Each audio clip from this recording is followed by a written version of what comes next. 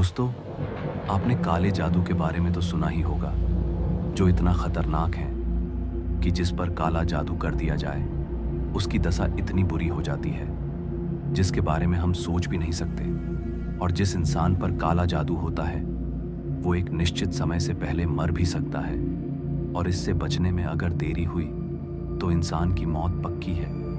काला जादू अक्सर हमारे आसपास के लोग ही ज्यादा कराते हैं, क्योंकि कई परिवार ऐसे होते हैं जिनसे दूसरे की तरक्की और खुशियां बर्दाश्त नहीं होती, और ऐसे ही जादू टोना करवाकर उनके घर को तबाह या फिर यूं कहे विनाश की ओर धकेल देते हैं। और आज की कहानी भी कुछ ऐसी ही है। तो चलिए शुरू करते हैं आज की कहानी। यह माजरा तब शुरू हुआ जब मैं अपने दोस्त के साथ एक प्रोग्राम से घर लौट रहा था। हम दोनों बाइक पर थे और लौटते वक्त काफ़ी रात हो गई थी। हम बाइक पर चलते जा रहे थे और तभी मेरा फ़ोन बजा। जब देखा तो फ़ोन घर से आ रहा था, इसलिए मैंने बाइक साइड में लगाते हुए फ़ोन उठाया। फ़ोन पर मम्मी पूछ रही थी, कहाँ तक पहुँचा है बेटा अब तक? अभी मैं फ़ोन पर बात कर ही रहा था कि तभी किसी ने पीछे से हमारी बाइक को टक्कर मारता हुआ वहाँ से निकल गया। टक्कर इतनी तेज़ थी कि हम दोनों बहुत दूर जाकर गिरे, मगर गनीमत थी कि हमें इतनी चोट नहीं आई। लेकिन हैरानी की बात तो ये थी कि सड़क काफ़ी चौड़ी थी और उस वक्त कोई भी गाड़ी या अन्य साधन आसपास नहीं थे, और मैंने बाइक भी साइड में लगाई हुई थी। फिर ये कौन बेवकूफ़ था? खैर, हम लोग किसी तरह से घर पहुंचे। थोड़ी बहुत चोट थी जो अगले 2 दिन में ही ठीक हो गई। मुझे अब ज़रूरी काम से बाहर जाना था, मगर उस दिन मेरी तबीयत कुछ ठीक नहीं लग रही थी। साथ ही सांस लेने में भी काफ़ी दिक्कत हो रही थी। साथ ही थोड़ा बुखार भी था, लेकिन काम कुछ ज़्यादा ही ज़रूरी था, और मुझे लगा कि नॉर्मल सर्दी ज़ुकाम है, इसलिए ज़्यादा ध्यान ना देकर मैं घर से निकल गया। क्योंकि घर का बड़ा बेटा मैं था, इसलिए जिम्मेदारियों का सारा बोझ मेरे कंधों पर था। खैर, जब वापस घर लौटा तो अब तबीयत कुछ ज़्यादा ही ख़राब लग रही थी। फिर जब हम लोगों ने डॉक्टर को दिखाया तो डॉक्टर ने कुछ दवाइयाँ दी और कहा सब ठीक हो जाएगा। मगर उन दवाइयों के बावजूद भी मेरी तबीयत अब बड़ी तेज़ी से बिगड़ने लगी थी। मामला गंभीर था, इसलिए कई डॉक्टर बदले और न जाने कितने अस्पतालों के चक्कर लगाए, मगर कुछ भी असर होता हुआ नज़र नहीं आ रहा था। मेरी तमाम मेडिकल रिपोर्ट नॉर्मल आ रही थी। बीतते वक्त के साथ अब तो मेरी जीने की उम्मीद भी धीरे धीरे कम होने लगी थी। मेरी माँ का उदास चेहरा देखकर मेरी आंखों में आंसू आ जाते थे, क्योंकि घर का बड़ा बेटा होने के कारण मेरे ऊपर बहुत सारी जिम्मेदारियां जो थीं, और जवान बेटे को ऐसी हालत में देखकर किस माँ को दुख नहीं होगा। मैं बिस्तर पर अपने दिन गिन रहा था, और जब तमाम कोशिशों के बावजूद भी कुछ होता हुआ नजर नहीं आया, तो थक हार कर मेरी माँ ने अपने भाई यानी मेरे मामा के यहाँ जाने का फैसला किया, जो गुजरात में रहते थे।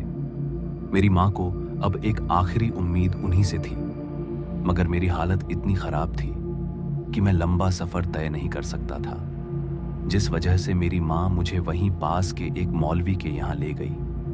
उन्होंने मेरे नाम का एक ताबीज़ दिया और अचानक से ही मैं अच्छा महसूस करने लगा। मगर जैसे ही मैंने उस मौलवी की चौखट पार की, मेरी तबीयत और बुरी तरह से बिगड़ने लगी। दरअसल मेरे अंदर जो शैतान था, वह उस ताबीज़ की शक्ति बर्दाश्त नहीं कर पा रहा था।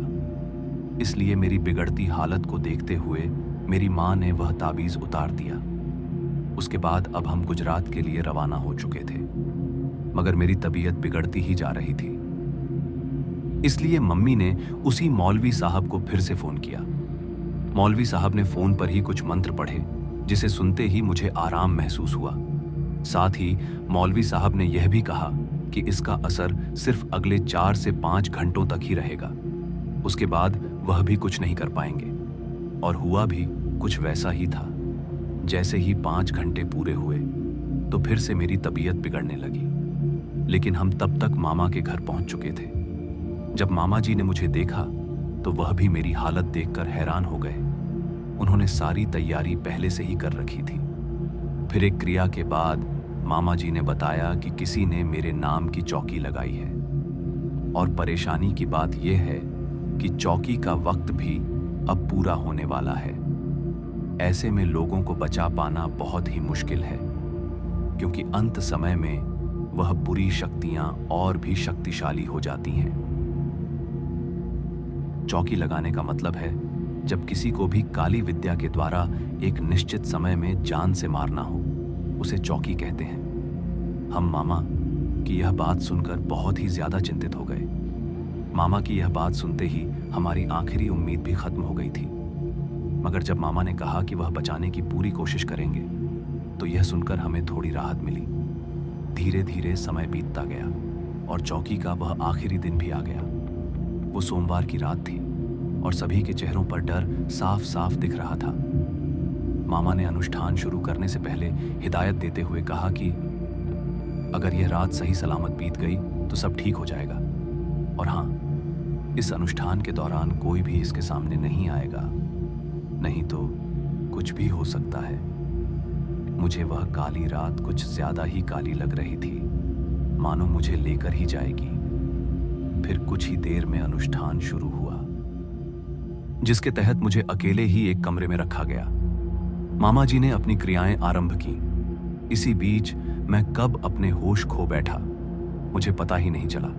मगर जब मैं दोबारा होश में आया तो पाया कि मेरे परिवार के लोग मेरे सामने हैं। उनके चेहरे साफ साफ बता रहे थे कि अब हमारी सारी मुसीबतें खत्म हो चुकी हैं और इसी के साथ उस काली रात का भी अंत हो गया। मामा का अनुष्ठान सफल रहा। उन्होंने मुझे बचा लिया था और अब मैं अच्छा महसूस कर रहा था। उसके बाद जब मैंने अपना दोबारा चेकअप करवाया तो रिपोर्ट में पाया कि मेरी एक चेस्ट में पानी भर गया था, और जब उस पानी को निकाला गया तो 1 लीटर जितना पानी निकला। मगर हैरानी की बात तो यह थी कि इतनी बड़ी बीमारी पहले किसी भी रिपोर्ट में नहीं आ रही थी। फिर एक लंबे इलाज के बाद मेरी तबीयत में सुधार आ गया और मैं पहले जैसा हो गया। उसके बाद जब मेरी माँ ने मामा जी से पूछा कि आखिर यह सब किसने किया, तो मामा जी ने कहा उसका नाम तो नहीं बता सकते, मगर इतना बताया कि वह हमारे परिवार में से ही एक है। यह सुनते ही हमें यह समझने में देर नहीं लगी कि वह किन की बात कर रहे हैं। दरअसल मेरे पापा के भाई यानी मेरे चाचा जी के बीच एक मकान को लेकर बड़े समय से विवाद चल रहा है। वैसे तो हम उन लोगों से बात तक नहीं करते, मगर वह लोग हमारे साथ छोटी हरकतें करते रहते हैं। खैर, मैं आज ठीक हूँ और मेरा परिवार भी मामा के आशीर्वाद से अब तक सही सलामत है। तो दोस्तों, आज की इस कहानी में बस इतना ही, और मैं आपका दोस्त जल्द मिलूंगा एक ऐसी ही और डरावनी कहानी के साथ। धन्यवाद।